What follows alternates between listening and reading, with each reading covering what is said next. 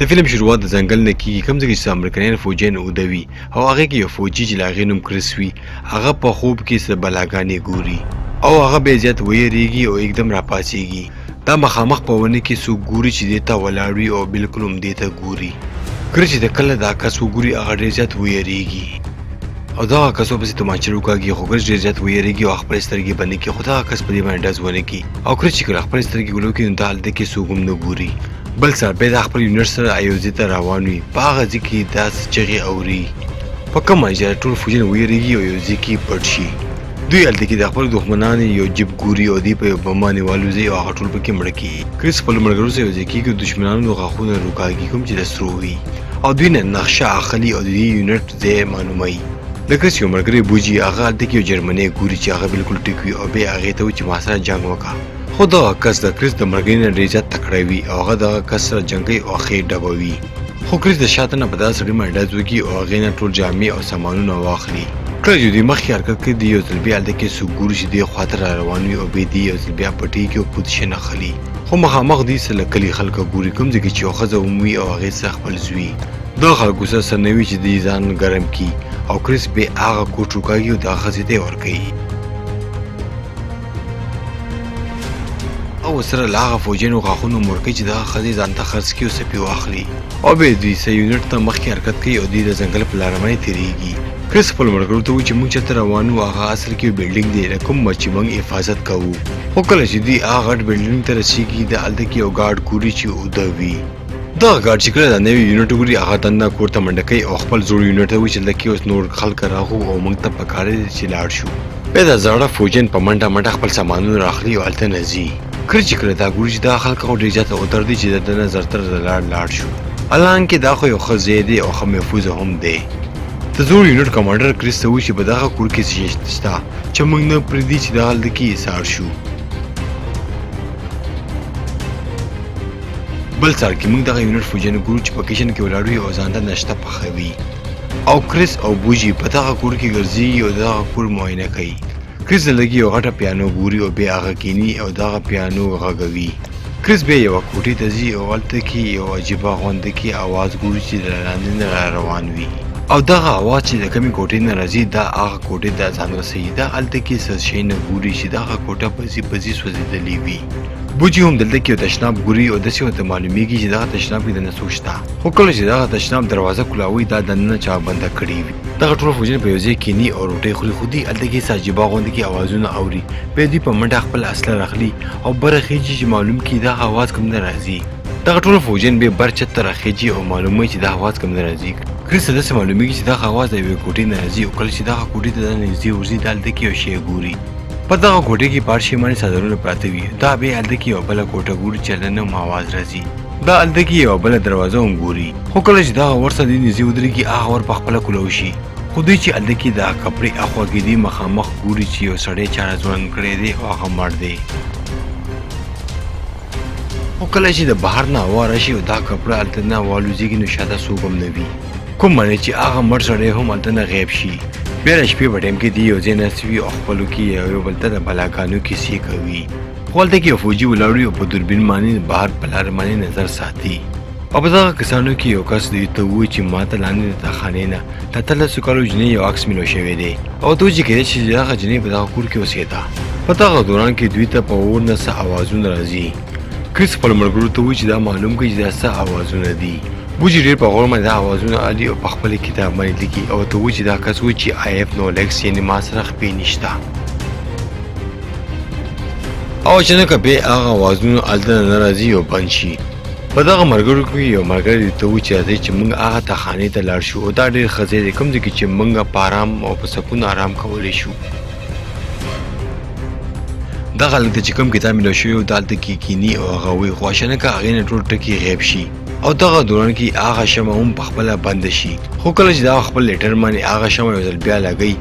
هغه عکس کې چې کوم خلک وو هغه غیب شي او په دغه فوجیانو کې چې کوم ځای کې یو هلک ناست وي او هغې سره خپل مشین وي هغه شاته نه څوک ګوري چې دی نه تېرېږي خو په دغه خبره باندې هغه ځان غلی کوي خو دا چې کله بهر ته ګوري د هلته کې یو جنۍ ګوري چې چا راځوړنده کړې ده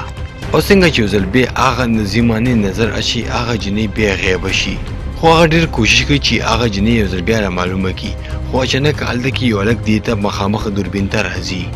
دغه ټول فوجیان یو ځای کې ناست وي او دوی خپلو ملګرو نه اډر اخیستلو کوشش کوي،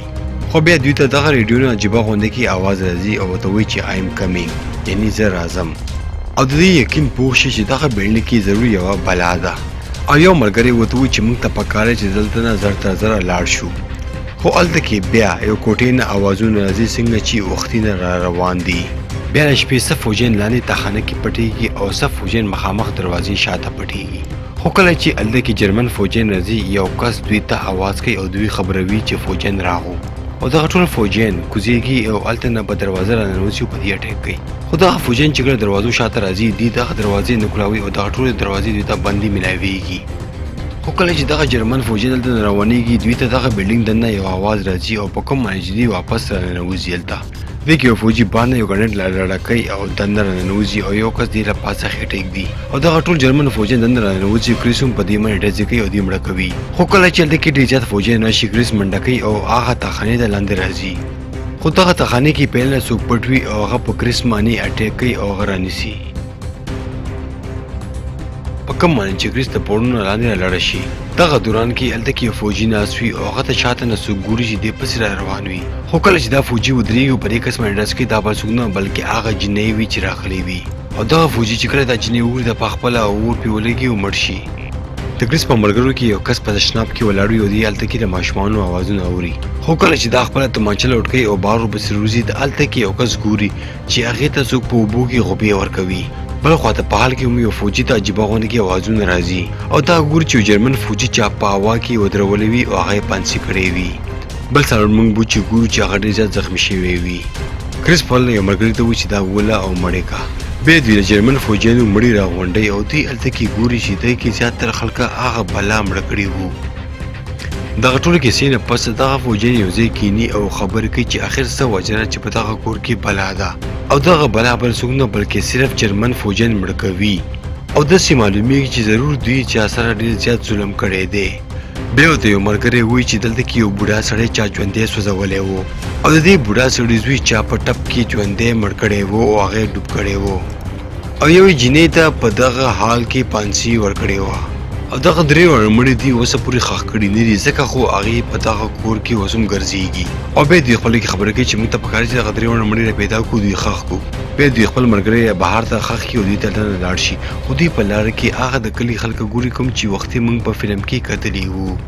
او دوی هلته کې یو امبولانس هم ګوري چې ولاړ وي. بیا به دوی باندې شپه راشي او دوی په یو ځنګل کې ایسارېږي او هلته حرام کوي. دا هغه ټایم دی کوم چې موږ وختي فلم کې کتلی وو. بل سهار چې کله دوی پاسي نو دوی باندې وینه پرته وي او دوی په ځمکه ګوري چې هلته څه لیکلي وي. بیا دوی د هغه ځای نه حرکت کوي او مخکې ځي خو دوی په لاره کې مکه امبولانس ګوري کوم چې دوی د بلډینګ نه وختي را روان وو په لاره کې کتلی وو. خو کله چې دوی مخکې حرکت وکړي دوی یو ځل بیا هغه بلډینګ ته راشي او دوی اوس خپلو کې دا خبره کوي چې دغه بلا موږ مخکې نه پرېږدي. خو کله چې دوی د بلډینګ دننه یو کتاب پړاوي او هغه ځنګل باندې چې څه لیکلي وو هغه په دغه کتاب کې ګوري دوی ته پته لګي چې دغه بلاګانې مسلمانانې دي.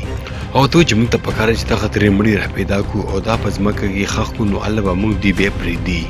او که دوی څومره هم مخکې حرکت کوي دوی به یو ځل بیا دغه زوړ بلډینګ ته راځي. کریس غواړي چې دغه بلا سره زه خبرې وکړم او دوی په ځمکه باندې سپین بوډر اچوي. خو کله چې دغه بلا راځي دوی د خپلو نښې ګوري او کریس دا اوچتوي او ځان سره یې بهر ته وړي. یو کس په دغه بلا باندې ډزې هم کوي خو په هغې باندې څه اثر نه کوي. بیا دغه کسان کریس د بالا نه خلاصوي او یو بل کور ته یې راوړي او په دغه کور کې اوس دوی سره نور هم عجیبه حرکتونه کېږي. دوی هلته کې د درې واړه مړي را پیدا کوي او دا له بوجي قبر ته خواته راوړي. خو د یو مړي نه یو کتاب روزي او دې ته دغه پته لګېږي چې دغه فیملي جرمن نه بلکې افغانانو